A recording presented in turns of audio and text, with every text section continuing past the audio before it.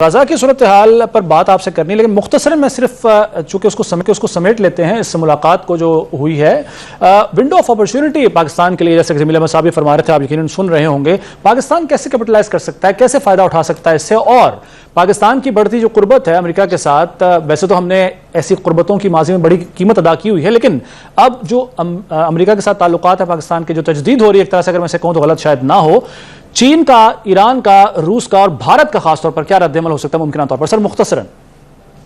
ये देखें, कोई इससे नहीं होगा, लेकिन जो भी मुल्क होता है अपने नेशनल इंटरेस्ट में फैसला करता है। चाइनीज ऑन बोर्ड है, चाइना कभी आपको रोकता नहीं है कि आप करें। और हमने देखें, हम ये एक्नॉलेज करते हैं और हम फ्रिक्वेंटली कहते हैं China is our strategic partner, उसमें तो कोई दो राय ही नहीं है। इंडिया जो देखें कि आइसोलेट हुआ, साइड लाइन हुआ, अंडरस्टैंड है, उनके तमाम जो थिंक टैंक से उनके सीनियर एनालिस्ट है वो यही कह रहे हैं। और पाकिस्तान का देखे अपना इंटरेस्ट है, अभी हमने अपना इंटरेस्ट देखना, तो सक्सेस आप देख लेना कि जब उन्होंने पहला अभी एक्शन लिया है कि मजीद ब्रिगेड और BLA को फॉरेन टेररिस्ट ऑर्गेनाइजेशन डिक्लेयर कर दिया है। आपकी ऑयल के एक्सप्लोरेशन की उन्होंने बात की है, और अभी इस बातचीत में इन्वेस्टमेंट की बात हुई है, IT में, एनर्जी में और दूसरे इंफ्रास्ट्रक्चर में अमेरिकन जो है वहां पे आके इन्वेस्टमेंट करेंगे। तो पाकिस्तान इससे फायदा उठाएगा। पाकिस्तान की स्टैंडिंग हर लिहाज से मेरे ख्याल में बढ़ गई है। तो ये है कि पाकिस्तान के रेलेवेंस एस्टेब्लिश हुई है, पाकिस्तान का ये स्ट्रेटेजिक प्रोफाइल बढ़ गया है। सो एक्नॉलेजमेंट, एंडोर्समेंट अमेरिका से आ रही है। तो दैट्स वाई आप देखें कि आप जो हम ऑप्टिक्स की बात कर रहे थे, प्राइम मिनिस्टर के जिस तरह देखे वर्ल्ड लीडर्स बैठे हुए थे, तो एक ऐसा इंप्रेशन हुआ कि जब आप देखें दुनिया उन लोगों को एक्नॉलेज करते हैं, उन मुल्कों को देखती है जो पावरफुल है, जो अपना आप को मनवा लेते हैं। हमने मनवा लिया और दुनिया ने हमें अभी देख लिया है कि और Pakistan is one of the most आप समझ लें कि relevant country not only in south Asia. South Asia में देखें नेट सिक्योरिटी प्रोवाइडर स्टेबलाइजर भी आए, और वेस्ट एशिया में जाके हम नेट सिक्योरिटी प्रोवाइडर भी बन गए हैं जब हमने अलायंस किया विद सऊदी अरब। बिल्कुल ठीक है। अच्छा जमील साहब, आपसे भी मुख्तसरन सर मैं जानना चाहूंगा कि भारत जाहिर है आइसोलेट हो रहा है, वो आइसोलेशन जो पाकिस्तान के लिए, जिसके लिए वो कांटे बोता था और पाकिस्तान को आइसोलेट एक तरह से कर भी दिया गया था, भारत की उस पर बहुत ज्यादा किरदार था, लेकिन अब उसी आइसोलेशन का शिकार खुद भारत हो रहा है। क्या रद्दमल हो सकता है भारत का? और चीन ऑन बोर्ड है, चीन को कोई एतराज नहीं होगा, कोई मसला नहीं होगा, और पाकिस्तान के चीन के साथ ताल्लुकात किसी तरह मुतासर नहीं होंगे अगर पाकिस्तान का टिल्ट अमेरिका की जानिब होता है? सर मुख्तसरन। मेरे तमाम तजर्बे के दरमियान चीन ने हमेशा हमें कहा है कि बिल्कुल आप अपने ताल्लुकात रखें, और हमें हमारे ताल्लुकात रखने में हम चीन की कास्ट पर तो नहीं रख रहे हैं, या अमेरिका से जो हम ताल्लुकात रख रहे हैं वो चीन के कास्ट पर नहीं, और चीन से जो रख रहे हैं अमेरिका के कास्ट पर नहीं रख रहे हैं।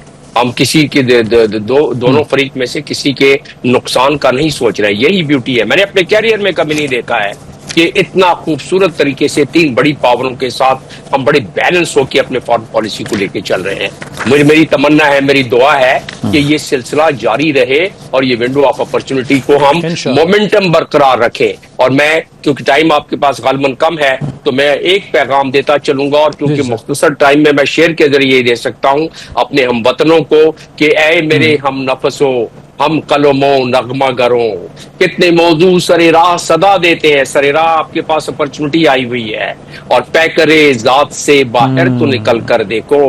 लड़ाई झगड़ा छोड़ो, पैकरे जात से बाहर तो निकल कर देखो, कितने जर्रे हैं जो सूरज का पता देते हैं। इसको एक्सप्लॉइट करें, ये विंडो ऑफ अपॉर्चुनिटी है। नालायकी को छोड़ा जाए, इदारों को बेहतर किया जाए।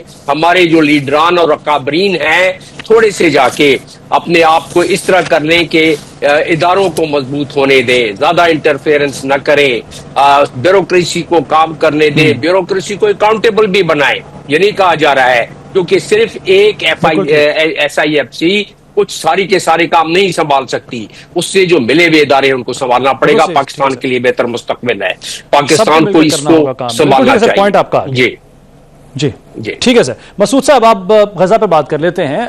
21 निकाती जो प्लान पेश किया गया है डोनाल्ड ट्रंप की जानिब से, आप समझते हैं काबिल अमल हो सकेगा? और वही गजा जिस पर वैसे तो वो क्रेडिट लेते हैं 7 जंगें खत्म करवाने का बार बार, लेकिन जब गजा की जहां बात आती है वहां पर शायद सांप सूंघ जाता है। इसराइल की ना तो सरजनिश की जाती है इतने मजालिम के बावजूद, और ना ही जो करारदाद पेश होती है जंगबंदी की उसकी हिमायत की, बल्कि उसको वीटो कर दिया जाता है अमेरिका की जानिब से। तो ये दोहरे मयार हैं गजा की सूरत हाल को लेकर। और जो ये मुआहिदा पेश किया है जो 21 निकाती मंसूबा पेश किया है, क्या ये काबिल अमल हो सकेगा आपके ख्याल में? देखिए, हमारे ख्याल में अभी जिस तरीके से बातचीत हुई, जो 6 मुस्लिम ममालिक थे, अरब और बाकी जो इस्लामिक मुल्क थे, वहां पे यही चीज डिस्कस हुई है। इवन प्राइम मिनिस्टर के साथ भी ये वन ऑफ द पॉइंट्स में ये शामिल था। और देखें कि अब रियलाइजेशन है, प्रेशर अभी अमेरिका के ऊपर ज्यादा है, स्पेशली वेस्टर्न कंट्रीज में। देखें अमेरिका के अंदर देखें पब्लिक ओपिनियन जो है वो फलस्तीन के फेवर में है। और अभी जिस तरीके से आज कल एक सवाल किसी ने पूछा था कि इजराइल वेस्ट बैंक को एनेक्स करने जा रहा है, तो आपका क्या रद्द-ए-अमल होगा? तो उसको उन्होंने कहा, I will never allow Netanyahu to annex, Israel को एनेक्स करने को, वेस्ट बैंक को। सो फिर वहां पे रियलाइजेशन है। फिर सिमिलरली अरब कंट्रीज का एक बड़ा स्ट्रांग स्टैंड है।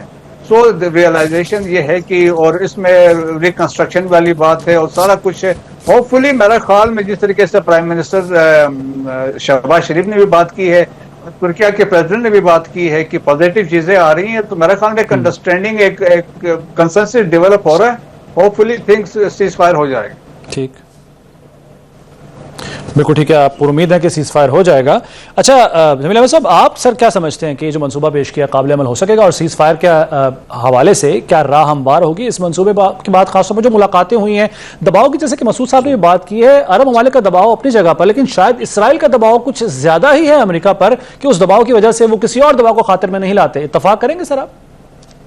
देखिए, दिए हुए हालात और वाकयात में जाने बचाएं, फलस्तीनियों को जितना इन्होंने मारना था, शहीद करना था, कर दिया, मजीद शहादतों से बचाएं।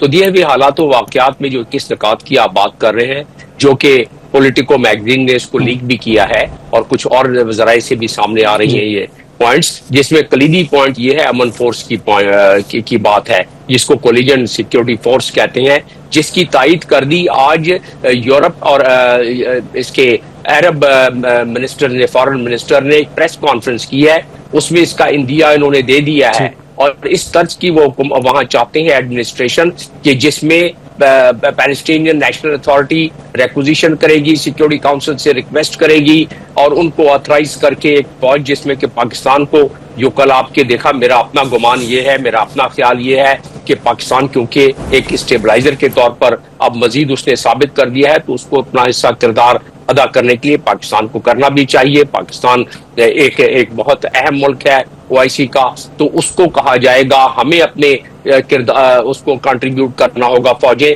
जिस तरह ईस्ट तिमोर में, जिसका मैं हिस्सा रहा हूं, जहां मैं तैनात रहा हूं ईस्ट तिमोर में, जब ईस्ट तिमोर का सिक्योरिटी काउंसिल का रेजोल्यूशन पास हुआ 1272 जिसके तहत ईस्ट तिमोर में एक एडमिनिस्ट्रेशन कायम की गई, जिसको अनटॉयड कहते हैं, ट्रांजिशनल एडमिनिस्ट्रेशन। तो इस किस्म का एक ट्रांजिशन बनाएंगे वो गाजा में, ताकि गाजा को, हमास को जो है, जिस तरह के फलस्तीनियन अथॉरिटी के सरबराह महमूद अब्बास प्रेसिडेंट कह रहे हैं कि वो अब हमास को हथियार डाल देना चाहिए, तो ये सारी चीजें एक अंदरूनी तौर पर कंसल्टेशन मालूम होता है कि हुई है कंसल्टेशन, और उसके मुताबिक अब ये 29 तारीख को नेतन्याहू की व्हाइट हाउस में जो मीटिंग हो रही है, मेरे अपने एनालिसिस के, अपने तजिए के मुताबिक उस वक्त ये बात, सारी चीजें सामने प्रेस कॉन्फ्रेंस में आ जाएंगी कि किस तरह इसके खदोखाल होंगे। इसका मतलब ये नहीं है कि ईरान के इजराइल अपने जो उसका प्लान है शुरू से, जो कि 1887 में उसने प्लान बनाया था,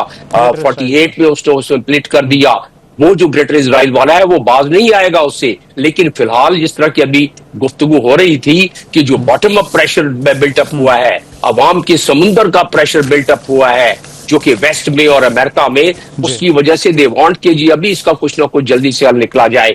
तो जब पाकिस्तान और मुस्लिम दुनिया और दूसरी दुनिया के दर्द दिल रखने वाले ममालिक, जिस तरह की आज स्पेन निकला है, आज स्लोवाकिया निकला है, जिसने कहा हम अपनी फिजाओं से नहीं गुजरने देंगे, हम पाबंदी लगा रहे हैं कि नेतन्याहू कोई हमारी फिजाओं से भी गुजर सके। काश के बाकी जिन्होंने फलस्तीन को रिकॉग्नाइज किया है वो भी तो कुछ अनाउंस कर दें कि अपने सफीर बुलाते हैं, वो भी तो कुछ अनाउंस कर दें कि अपने फिजाओं से नहीं गुजरने देंगे, ICC का वारंट इसके खिलाफ है।